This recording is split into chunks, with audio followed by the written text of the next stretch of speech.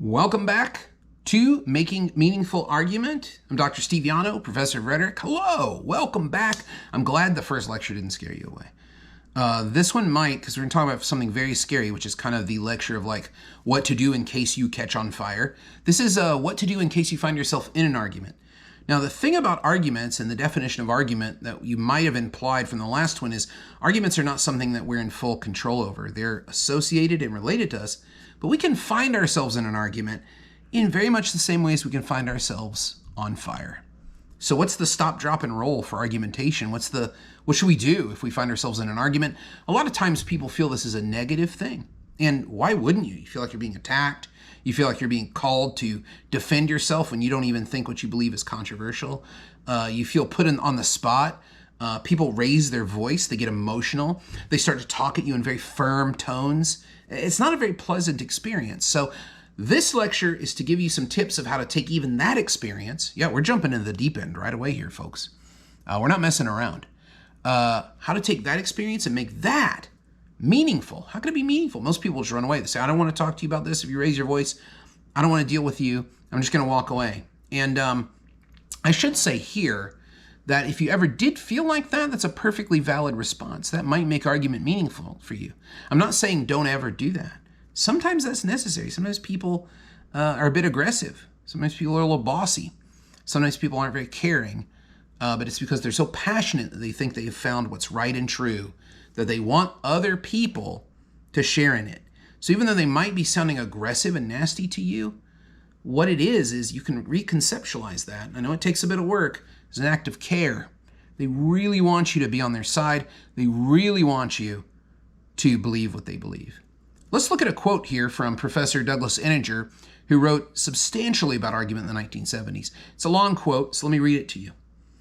Argument as a way of living through a common experience from the other side, as a reciprocal honoring of the person rather than a unilateral exploitation of the biological or economic individual, is therefore a way of gaining freedom and responsibility by granting freedom and responsibility, a way of achieving personhood for oneself by bestowing personhood upon another. This is a complex quote, but I think it's beautiful. And the reason why is because Enninger is warning us not to think of argument as something where we take advantage of a person because of their economic situation or their biological position, but instead we grant them full autonomous personhood by arguing with them. How do we do that? It's because we grant them the freedom to engage with us or not, and we grant them the responsibility to question us. We welcome their questions. We welcome them pushing back on what we have to offer. For Douglas Enninger, this is the ultimate expression of human rights, is to argue with another person. You're saying your mind is equal to mine. And between the two of us, we should come to a good agreement. And it might be better than what both of us brought to the table in the first place. This is the most beautiful conception of argument I've ever read, and I really admire Douglas Enninger's writing on it, and I wanted to share that with you as kind of a guidepost for what we're going to do in this lecture, which is stop, drop, and roll. Someone's arguing with me. What can I do? Well, first, we need to broaden our mind along with Enninger, Professor Enninger, and say, what could argument be? Not what is it? A negative experience where someone's trying to grind me down to agree with them, to relent, to consent to what they say. That's not it at all. Even when someone's behaving that way, we have some options. Check it out. Why is someone arguing with you? The ultimate, or the one that we always go to first, is they're trying to persuade us, but that might not be true. Perhaps they want someone to understand where they're coming from, and they're kind of freaking out because nobody seems to understand why they hold the position they do.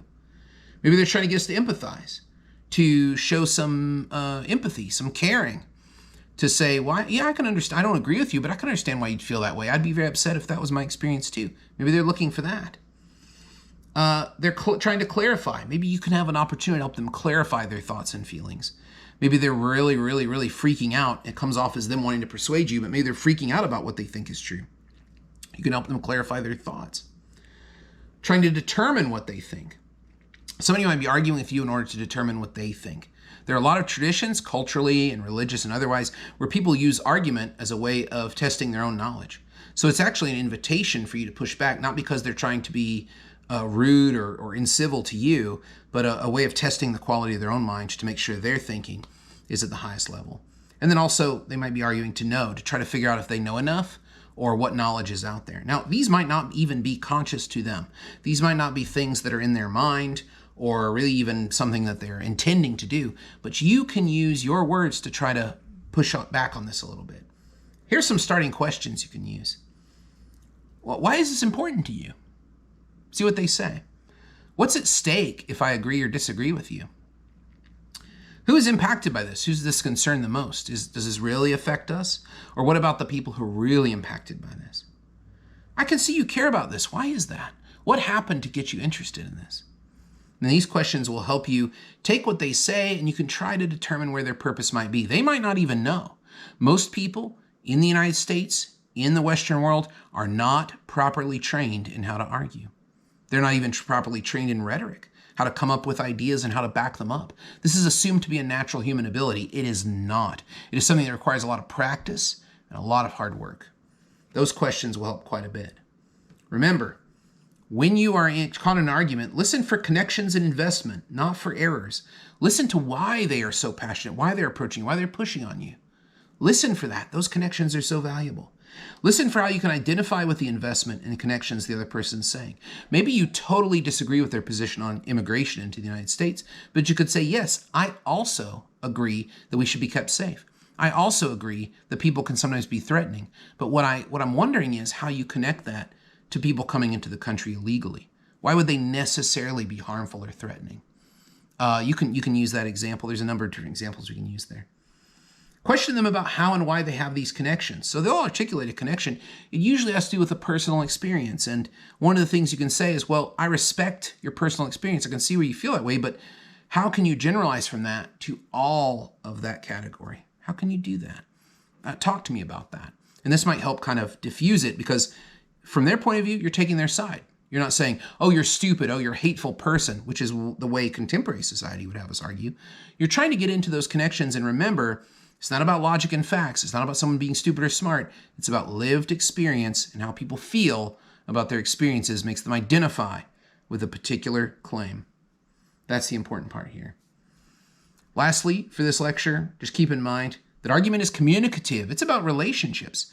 And figuring out a relationship between a claim and a support is vital for having a meaningful argument.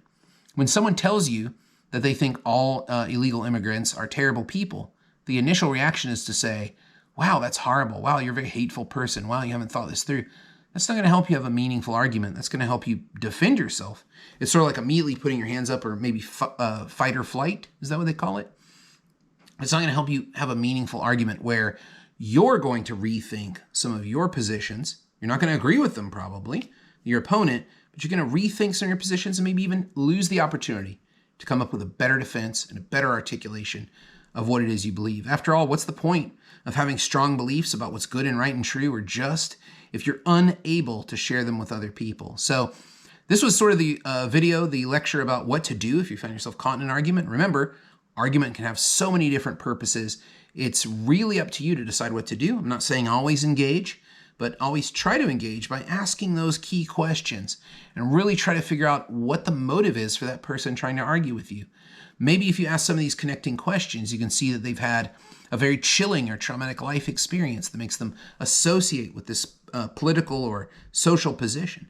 And then you can say, wow, that's horrible. I'm sorry that happened to you, but here's another experience to weigh. Let's look at how this works together. And then you can create a shared meaning through that discursive exchange that benefits you both.